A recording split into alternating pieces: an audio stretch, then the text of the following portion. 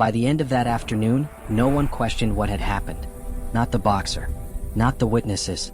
Not the men who had been smiling moments earlier. There had been no raised voice, no visible struggle, no display meant for applause. Only a brief exchange, followed by silence that settled in and stayed. Those who were present would later agree on one thing.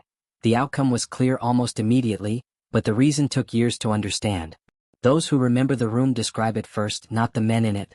It was not a place built for spectacle. The floor was worn, the air carried the faint smell of leather and sweat, and the walls reflected years of routine training rather than ambition. Heavy bags hung where they always had.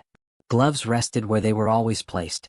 Nothing about the environment suggested that anything unusual was about to occur. It was an ordinary afternoon by all visible measures. People were already there when Bruce Lee arrived. Fighters, trainers, spectators who had come not to watch a performance, but to observe work. Some recognized him immediately. Others only knew his name, loosely attached to stories that sounded exaggerated when repeated aloud. Film work, speed, unconventional ideas. To some, that reputation carried weight. To others it remained untested. Bruce Lee did not enter as a figure seeking acknowledgement. There was no pause at the door. No scan of the room. He moved as someone accustomed to unfamiliar spaces, not needing to orient himself through dominance or display. Those closest would later say that nothing about his posture suggested caution, but nothing suggested challenge either. He blended into the background with ease. At that time, Lee occupied a strange position in the martial world. He was known enough to be discussed but not universally accepted. Too modern for traditionalists. Too small for heavy fighters. Too controlled for those who equated power with noise. His reputation existed mostly in fragments, stories told secondhand, demonstrations witnessed by few, conclusions drawn without full context. That ambiguity followed him wherever he went. The room itself reflected that same division. There were men there whose authority came from size alone. Others earned it through years of competition. Some had both. Hierarchies were understood without being stated. Certain voices carried further. Certain bodies were given more space. Respect, in that environment, was often granted before it was earned, based on visible measurements. Bruce Lee did not fit cleanly into those measurements. He stood shorter than many, lighter than most. His frame, though defined, did not announce itself the way mass does. For those who judged quickly, there was little reason to adjust their assumptions. Nothing about him disrupted the room's established order. Not yet. Witnesses later recalled that he chose a position off to the side. Not hiding but not central. Close enough to observe, far enough to avoid becoming the subject. He watched without staring. Listened without reacting. When spoken to, he responded briefly, politely, without explanation or emphasis. There was no effort to signal importance. That restraint would later be remembered as deliberate, though at the time it appeared unremarkable. In a room where presence was often asserted loudly, quiet behavior passed unnoticed. And that suited him. The boxer had already been there for some time. His presence altered the space in ways no one questioned. At nearly 300 pounds he occupied attention by default. His movements were heavy but confident, his voice easy, accustomed to being heard. People adjusted unconsciously when he shifted position. Conversations paused when he spoke. He was not aggressive. He did not need to be. Years of size-based dominance had taught him that authority rarely required effort. It was assumed, expected, reinforced by silence from others. That afternoon, the boxer's mood was relaxed, comfortable. He joked freely, occasionally glancing toward the lighter fighters with a familiarity that bordered on dismissal. No one challenged him. There was no reason to. Until Bruce Lee's presence became noticed. Not announced, noticed. It happened gradually. A few glances. A pause in conversation. Someone mentioning his name quietly to someone else. Recognition moved through the room unevenly, like a change in temperature rather than a sudden sound. Bruce Lee did nothing to accelerate it. The significance of this moment would only become clear later. At the time, it felt like nothing more than a shift in awareness. Two reputations now occupied the same space. One rooted in visible mass and accepted hierarchy. The other carried through rumor, film, and incomplete understanding. The room held both without tension for now. What witnesses agree on is that no one expected confrontation. Not openly. There was no sense of impending conflict. No raised voices. No gathering crowd. The environment remained stable, almost indifferent. That indifference was important. Because when hierarchy is questioned unintentionally, it often provokes response without intent. Authority, when unchallenged for long enough, reacts not to threat, but to presence. Bruce Lee's presence did not announce itself as opposition, but it did introduce comparison. And comparison in such spaces rarely remains silent for long. As the boxer spoke and moved, his awareness of Lee sharpened. Not with hostility, but curiosity edged with dismissal. Observers noticed small things, the way his eyes lingered, the way his tone shifted slightly when addressing others nearby. Nothing overt. Nothing yet. Bruce Lee remained where he was, attentive but detached. He did not adjust his posture. Did not step forward. Did not retreat. If he sensed the shifting attention, he gave no indication of it. That stillness would later be described as confidence. At the time, it passed for neutrality. And so the room settled into a brief, fragile equilibrium. Two forms of authority coexisting without acknowledgement. The environment unchanged. The people unaware that what they were about to witness would resist clear explanation for years to come. The conditions were set, not by intention but by proximity. The first words had not yet been spoken. Witnesses remember the moment not for its volume but for its time. The boxer did not interrupt the demonstration. He did not step forward into the center of the room. He spoke during a lull, when attention was loose and conversation overlapped. It was not an announcement. It was a comment, casual enough to pass as humor, direct enough to be understood. He laughed first. The remark was not addressed to Bruce Lee directly. That detail mattered. It was delivered outward, toward the room, as if seeking agreement rather than confrontation. A statement framed as observation. Size compared to size. Weight compared to weight. A conclusion implied without being stated fully. Those nearby heard it clearly. Others caught only fragments. But everyone understood the direction. Bruce Lee was the reference point. The boxer's confidence was not feigned. It came from a lifetime of outcomes that reinforced his assumptions. Larger men had always dictated the terms. Smaller men adjusted, deferred, or compensated loudly. That pattern had repeated often enough to feel permanent. What he saw before him did not contradict that pattern. The tone of the comment was dismissive but not cruel. It carried the familiarity of someone who had never been corrected publicly. He expected the room to absorb it, perhaps laugh, perhaps nod. He expected nothing further. In that expectation, the hierarchy revealed itself. Some smiled. Some looked away. No one spoke. Bruce Lee did not respond. He did not correct the statement. He did not explain himself. He did not challenge the assumption. He did not even shift his stance. Those closest observed no tightening of expression, no preparatory movement. His breathing remained even. His gaze remained level. Silence extended longer than was comfortable. The boxer glanced toward him now, more directly. The curiosity sharpened. The confidence remained, but it began to look for reinforcement. Another remark followed, still framed lightly, still wrapped in humor, but clearer in intent. This time the comparison was explicit. Again, Bruce Lee did not answer immediately. He looked around the room briefly, not to seek approval, not to measure witnesses, but as if confirming the shared reality of the space. People later disagreed on what that glance meant. Some believed he was acknowledging the public nature of the moment. Others believed he was simply orienting himself. No one could say for certain. When he looked back at the boxer, he nodded once. That was all. No words followed. No explanation. The nod was neither agreement nor submission. It was recognition. Recognition that something had been said, and that something could now be shown. The boxer smiled. It was the smile of someone who believed the exchange had gone exactly as expected. His shoulders loosened. His stance widened slightly, comfortable, unthreatened. He gestured casually as if offering space or perhaps permission. Those closest noticed Bruce Lee's eyes lower, not to the boxer's face but to the ground between them. He was not studying the man. He was assessing distance. Still nothing happened. Seconds passed. Enough for discomfort to grow. Enough for some to wonder whether the moment would dissolve into nothing, leaving only awkward memory behind. And then Bruce Lee stepped forward. Not abruptly. Not dramatically. A single step, measured and unhurried, closing space without invading it. He stopped well within what others would consider striking range, yet his posture remained unchanged. The boxer did not move. Witnesses later said that was the last moment he looked relaxed. What followed did not resemble any exchange they could name.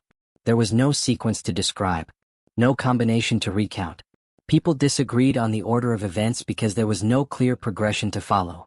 What they agreed on was this: it was brief. So brief that many missed it entirely. No one heard a shout. No one saw a wind-up. Some described a sound, more like contact than impact. Others noticed only the boxer's sudden stillness. Bruce Lee was no longer in the same position. The boxer was no longer smiling. The room did not react immediately.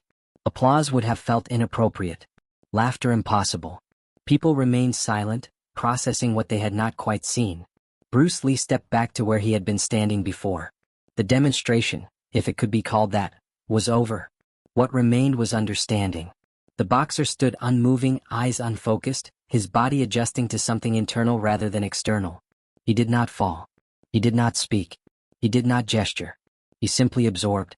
Those watching lowered their eyes again, not out of fear but instinctive recognition that something private had occurred in public. The silence that followed was not imposed. It arrived naturally. And in that silence, the hierarchy shifted without announcement. Later, when people were asked what they had seen, answers varied. Some said Bruce Lee had barely moved. Others insisted he had moved too fast to follow. A few claimed they saw nothing at all, only the result. What united those accounts was uncertainty. There was no clear image to hold on to, no sequence that could be slowed down and explained. The moment resisted description because it had not unfolded in the way demonstrations usually do. There was no preparation phase. No visible escalation. No moment where observers could say, now it begins. It had already ended. Bruce Lee stood where he had stepped back to, his breathing unchanged. He did not look toward the boxer immediately. He did not scan the room for reaction. His attention seemed to settle inward, as though confirming something privately rather than publicly. The boxer, by contrast, required a moment to regain orientation. He had not been struck in a way that produced spectacle. There was no dramatic recoil, no stagger that invited comment. Yet something fundamental had been interrupted. His posture, once open and relaxed, now appeared guarded, not intentionally but reflexively. His shoulders tightened. His feet adjusted as if seeking stability after an internal miscalculation. Witnesses noted that his eyes no longer held the room. They stayed low. The boxer took a breath, then another. His expression shifted through confusion before settling into something quieter. Not anger. Not embarrassment. Recognition. The kind that arrives when an assumption collapses all at once. Someone near the back shifted their weight. Another cleared his throat, then stopped himself. The room remained silent because no one could find the correct response. Applause would have misunderstood the nature of what had occurred. Commentary would have cheapened it. This was not performance. Bruce Lee finally looked at the boxer again. His expression had not changed. There was no expectation in it, no invitation to continue. If anything, it suggested closure. The moment had passed. There was nothing more to demonstrate. He spoke then briefly. Not loudly. Not with emphasis. Those closest heard the words, but later struggled to recall them exactly. Some remembered a single sentence. Others recalled only the tone, measured, almost instructional. No one remembered any insult. What mattered was that the words were unnecessary. The boxer nodded once. That nod carried more weight than anything said earlier. It was not submission in the theatrical sense. It was acceptance. Acceptance that the comparison he had made moments before no longer applied. Acceptance that size, in that context, had failed to explain outcome. He did not ask for clarification. He did not request a rematch. He did not attempt to restore his position through humor or deflection. He stepped back. The space between them widened again, but the balance had changed permanently. Bruce Lee did not occupy the center of the room afterward. He did not claim authority. He returned to the side as he had before, indistinguishable in posture from the man who had entered earlier. Yet no one confused him for background anymore. The boxer remained quiet for the rest of the afternoon. He stayed, but his presence no longer commanded automatic deference. People spoke to him differently, not disrespectfully but cautiously, as if aware that something they had relied upon had been revised. When Bruce Lee eventually left, there was no acknowledgement from the room as a whole. No farewell. No crowd forming behind him. Those who noticed simply watched him go, aware that what they had witnessed was not meant to be repeated. The demonstration had not been about victory. It had been about certainty. And certainty, once revealed, does not need reinforcement. What followed was not immediate discussion, but distance. People resumed their routines cautiously, as though the space itself needed time to reset. Bags were adjusted. Gloves were picked up and put down again. Conversations restarted in fragments, never fully reconnecting to where they had left off. No one gathered to analyze the moment. No one attempted to reconstruct it aloud. It was understood, without being stated, that doing so would miss the point. The boxer remained where he was, but his orientation had changed. Earlier his attention had flowed outward, commanding and expansive. Now it turned inward. He tested his balance subtly, shifting weight from one foot to the other, not as an exercise but as reassurance. His body had answered a question his mind had never asked before. Witnesses later noted that he did not look at Bruce Lee again. Not out of avoidance, but because there was no longer anything to resolve between them. The exchange had completed itself. To revisit it would have required pretending it was unfinished. When someone eventually spoke to the boxer, it was not about what had happened. It was about something else entirely: training schedules, a previous match, a mundane detail meant to re-anchor normalcy. He answered politely, briefly, and without his earlier ease. The laughter did not return. Bruce Lee, for his part, did not linger. He finished what he had come to do, spoke quietly with one or two individuals, and prepared to leave. His demeanor did not change. There was no satisfaction to display, no lesson to emphasize. If he felt anything about the exchange, it did not surface. That absence of reaction unsettled some observers more than the moment itself. They had expected aftermath, explanations, apologies, reassertions of hierarchy. Instead, there was only quiet adjustment. People recalibrated internally, carrying away questions they did not yet know how to frame. The boxer left later than usual. Those who noticed said he paused at the doorway, not looking back into the room but downward, as if replaying something without images. He would later speak of the incident only once, to a close acquaintance. Even then he did not describe what had been done to him. He described what he had misunderstood. In the weeks that followed, the story began to move, but slowly. It did not travel as rumor does, growing louder with each retelling. It traveled selectively, passed between people who shared context, who understood that the value of the event lay in its restraint. Details blurred. Some added elements that had not been there. Others removed too much. But one feature remained consistent across every version. It had ended quickly, and it had ended decisively. Bruce Lee did not become more visible because of the incident. He did not reference it. He did not allow it to become proof of anything he claimed. If asked, he acknowledged the encounter without elaboration, redirecting attention elsewhere. That refusal to frame the moment gave it weight. Because without explanation, the event could not be dismissed as technique alone. It had to be understood as judgment, timing, distance, intention aligned without excess. The boxer never challenged him again. Years later, when asked why, he offered a simple answer. There was nothing left to prove. Time altered the shape of the story but not its center. Years passed before the incident began to surface in conversations beyond that room. By then, details had softened. Faces blurred. Exact locations shifted slightly depending on who told it. Some could no longer recall the date. Others disagreed on the hour. But no one confused the meaning. It was never told as a fight. It was told as a moment of realization. Those who had been present spoke about it carefully, often lowering their voices as if the space itself still demanded restraint. They rarely led with Bruce Lee's name. They began instead with the boxer. His size, his confidence, the ease with which he had once filled a room. Only then did they introduce the contrast. And always they paused before describing what happened. Because describing it felt unnecessary. The boxer's career continued. He remained formidable. He was not diminished by the incident in any measurable way. Yet people who knew him well noticed a shift. He listened more. He assessed before asserting. He no longer equated dominance with mass alone. When younger fighters spoke too confidently about size, he corrected them gently. He never referenced Bruce Lee directly in those moments. He did not need to. Bruce Lee, meanwhile, moved further into his work, teaching, refining, questioning systems that relied on form over function. Those who trained with him later would hear fragments of the story secondhand. When they asked about it, he neither denied nor detailed it. He allowed the curiosity to pass. What mattered to him was not that it be remembered accurately. What mattered was that it be understood correctly. Over time, the incident took on a particular quality among those who studied martial arts seriously. It became an example not of technique but of judgment. Of knowing when to act, how much to use, and when to stop. In a world that often rewarded excess, it stood as a quiet counterpoint. The story survived because it resisted spectacle. There was no photograph, no recording, no official account. Only people who had been there, and people who trusted their restraint enough to believe them. That absence of proof became part of its authority. It demanded reflection rather than consumption. Decades later, when Bruce Lee's legacy had grown far beyond that room, beyond any single encounter, those who remembered the incident understood it differently. Not as a turning point but as a confirmation. It revealed, in compressed form, the principles he lived by openly. Efficiency without aggression, clarity without ego, action without display.